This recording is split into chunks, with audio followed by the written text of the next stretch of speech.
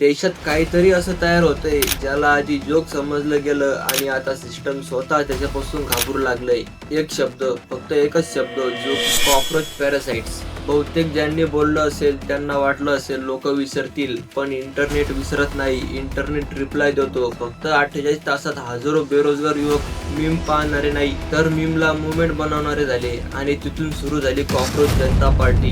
हे नाव ऐकून जोक वाटू शकतं, पण हिस्ट्रीमध्ये मोठं चेंजेस अनेकदा जोक म्हणून सुरू झाले. हे फक्त मीम नाही, हे फ्रस्ट्रेशन आहे. पेपर लीक्स, डिग्री घेऊन घरी बसलेले स्टुडंट्स, एक्झाम क्लिअर करूनही जॉब न मिळणारे एक्सपिरियन्स.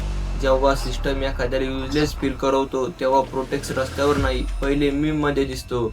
आणि आजचा यूथ स्पीच कमी ऐकतो, पण एक रील, एक AI सॉन्ग, एक मीम लाखो लोकांपर्यंत पोहोचतो.